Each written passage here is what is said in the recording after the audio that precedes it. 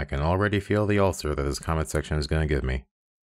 Alright, let's address the elephant in the room before we get to the points. Hell yes, this demo was a fucking meme. I mean, wow, what a great first impression for the public audience.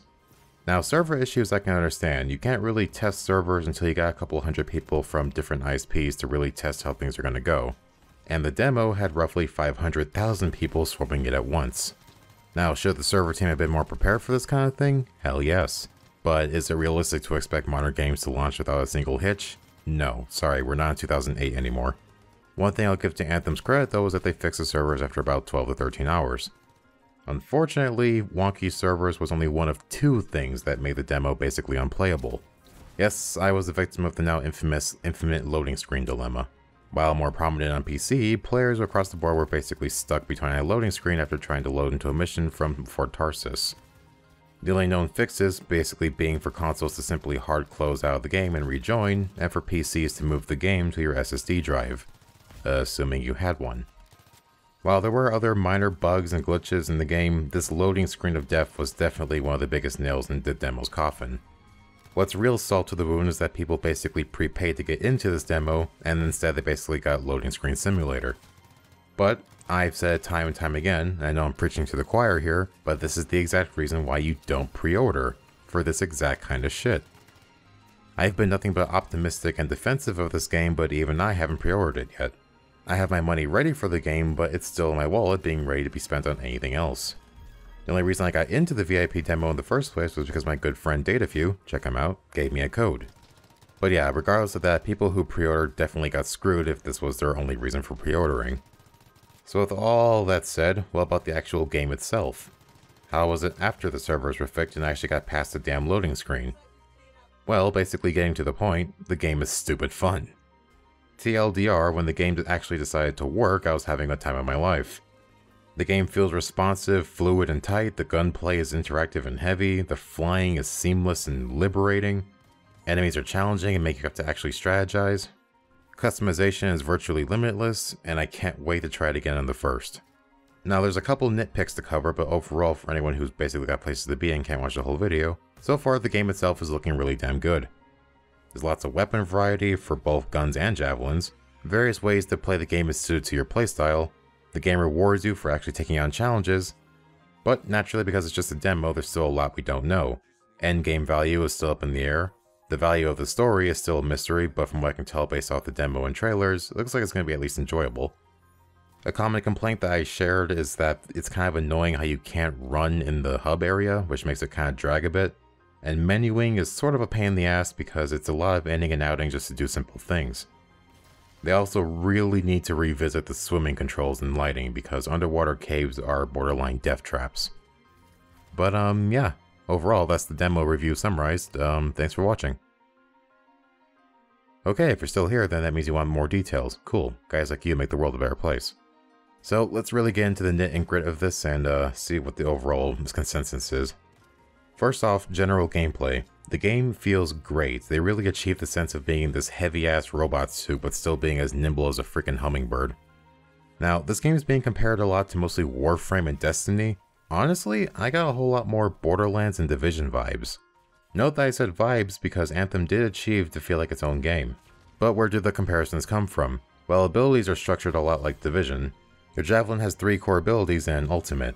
From what I caught based on the 2 Javelins I got to play, being the Ranger and Storm, you have 2 offensive moves, a supportive move, and of course your ultimate.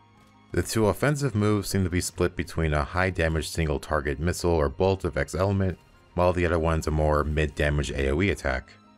What's really cool is that you can actually change these abilities and what they do and how they act. For example, the Lancer's single missile can be modded to actually shoot 3 missiles that track enemies, or the Storm's fire orb can be switched out for a big fat lightning bolt.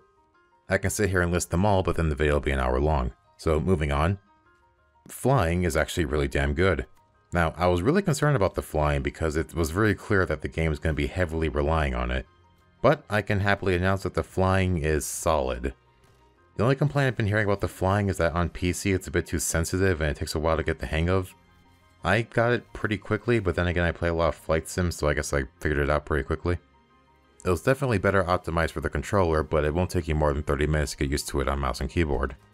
I really liked how the thrusters heat up faster or slower based on if you're going up or down because you're fighting gravity and making different workloads on yourself. It really adds a feeling of weight to your javelin, especially if you're like a hunking colossus that can only fly for a short burst, or a more light, nimble javelin like the Storm that can basically hover almost infinitely. Snapping in and out of flight is almost seamless, and after I really got a feel of the controls, it became as natural as breathing. Swimming, however, can really use some tweaking, mainly with lighting and the camera sensitivity. In the demo, there was a mission where you have to go through this underwater cave, and I started calling it the Pool of Death. It's so dark, and the controls were so finicky that my teammates would often end up drowning because they couldn't find the damn exit or the entrance they came in by. So yeah, some extra hands and eyes on the swimming field would be really appreciated. Enemies are a bit of a mixed bag right now. I really couldn't tell if various enemies were either broken or just plain brain dead. They always either actually use tactics against you like flanking or sneaking behind you or keeping distances, or they would just stand still and do nothing. It seemed like they kept missing some kind of trigger to actually engage the player. It was really weird. Now I can confidently say that when the enemies did decide to work, the game got really damn difficult. Trash mobs are completely neglectable until you have 5 of them sneak up behind you and next thing you know 90% of your health is gone.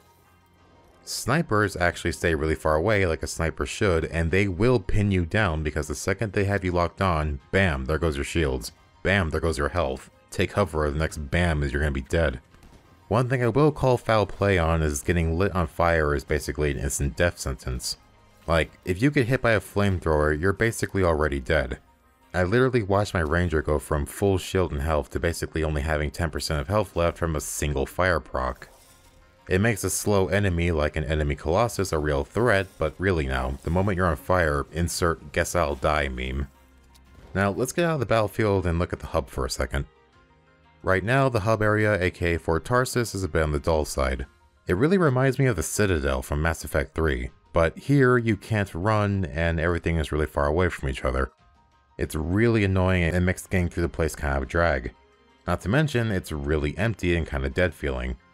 Now I know it's dumb to expect E3 level quality because everything in E3 demos are always scripted to make them look better. But yeah, the E3 demo showed this place looking lively and full of various people doing various things. In the demo, the place was just kind of dead. What few dozen NPCs there were basically just wandering about, having pre-recorded conversations, making these blank stare gestures at each other. Some of them don't even have audio at all, like the devs never expected players to actually get close to them. Something I did like, however, was that certain background NPCs that you can actually talk to had actual continual events. Like this bartender asked for lady advice, but I just kind of blew it off and told him to be straightforward and honest. Next thing I know, when I go back to him, he tells me that he took my advice and how it went. And I was like, oh, that's cool, my choices actually have a little bit of a cause and effect to them. Now, there's not a lot we can judge about the story just yet. What was shown in the demo was basically a subplot side quest. But from what I can gather off the demo and the trailers, the story is looking pretty good, but a little bit generic. From what I can tell, it's your basic story of, there's a big powerful thing, bad guy wants the thing, we stop the bad guy, happy ending. Looks like it's gonna be alright, but again, just kinda generic. In total overall, this demo truly was a missed bullseye. If the total and utter failure to make the demo work didn't stain everyone's first impressions of the game, I bet the hype would be through the roof right now. I seriously hope they fix the infinite loading screen glitch before the next demo comes out. Naturally, because people have such a raging hate boner for EA and BioWare, tens of thousands of people will completely ignore the fact that this was a demo. And trust me, don't try arguing with people about it being a demo, because now everyone's arguing about what a demo means. And to most people on the hate bandwagon, demo apparently now means complete finished product. Anyways, I think I got most of my points and first impressions out and done with. Probably forgot a few things, but this video's going on long enough. Feel free to let me know your thoughts and experiences down below, unless your comment's going to be basically a paragraph of EA man bad. I'm just going to say it, I'm so done and bored of reading those comments. They don't add anything to the discussion, they don't add anything to the conversation. If your comment is literally just you talking about how much you hate EA, then I'm just going to skip it, I'm sorry. But if you do have genuine concerns and actual thoughts about the actual game itself, please let me know down below. I'm Reaper Hunter, I'll catch you all later.